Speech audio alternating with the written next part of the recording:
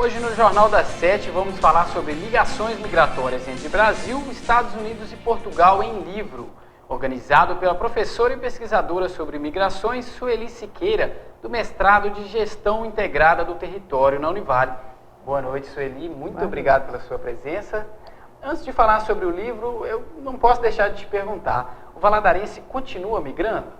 Sim, esse é um fenômeno que já existe na nossa região, começou exatamente na cidade do Governador Valadares, hoje se espalhou por várias regiões, né, não só do estado de Minas Gerais, até para outras regiões e outros estados, mas é um fenômeno que começa aqui na nossa cidade, e isso começa na década de 60, e ao longo desses anos essa rede migratória vai se estendendo, e a migração passou a fazer parte da cultura valadarense. Então, migrar é algo que faz parte do cotidiano, a possibilidade de migrar ou não, o desejo de migrar, e independente das questões econômicas, né, da crise aqui, da crise lá, o fluxo migratório continua. Ele vai aumentar ou diminuir em função de alguns fatores, né, como, por exemplo, uma crise na economia americana fez com que muitos retornassem. Uma crise na economia brasileira faz com que muitos façam essa opção por migrar. Né? Um aumento da fiscalização das fronteiras também modifica esse fluxo migratório.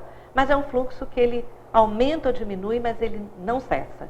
Né? Uma vez estabelecido, quer dizer, são mais de 50 anos de fluxo migratório, ele sempre vai continuar e existe, e o valadarense, o mineiro, continua migrando. Professora, Estados Unidos e Portugal são dois países bem diferentes. Como é a migração para esses dois países? Também é diferente? Sim. Por isso que a gente, né, esse livro vai trabalhar exatamente essa questão. Quais são essas ligações, né, de migração entre esses dois países e o Brasil? Como, né, eu coloquei, o primeiro fluxo migratório é para os Estados Unidos.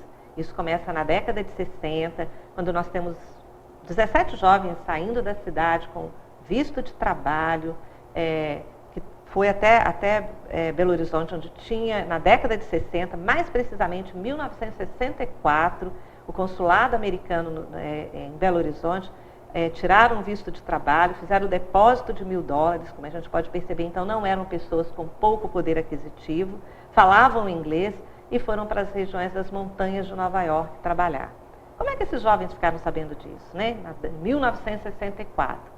Exatamente porque alguns que foram antes fazer um intercâmbio cultural para aperfeiçoar o inglês, foram para lá e perceberam essa grande possibilidade.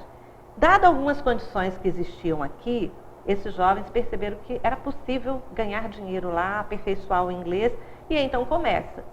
E nós entrevistamos esses 17 jovens, que foram os primeiros. E cada um deles foram dizendo que recebi 20, 30, 40 valadarenses na minha casa, arranjei emprego.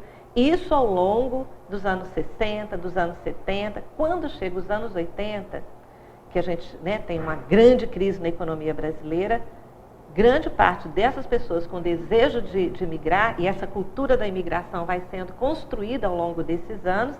Então nós temos o quê? Um grande fluxo migratório nos anos 80, que pela primeira vez o Brasil configura como um fluxo migratório, porque até então o Brasil só recebia, né, estrangeiros.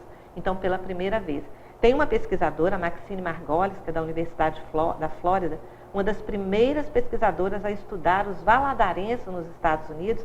Ela conta que estava caminhando por Nova York e ouviu um som diferente. Ela falou, que sotaque é esse? Que som é esse? Que língua é essa? Então ela começou a investigar e descobriu que eram valadarenses. Inclusive ela faz o prefácio desse livro, né?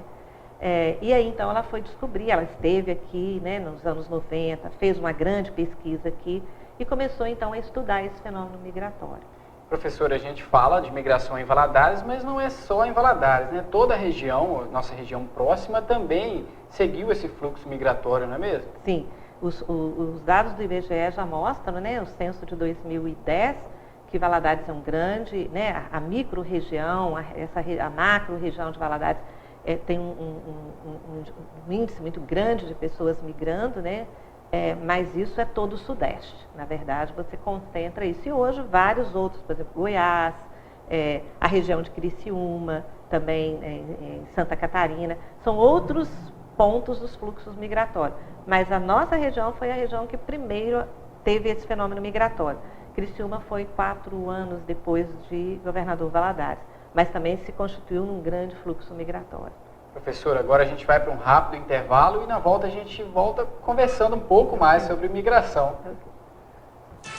O Jornal das 7 volta já.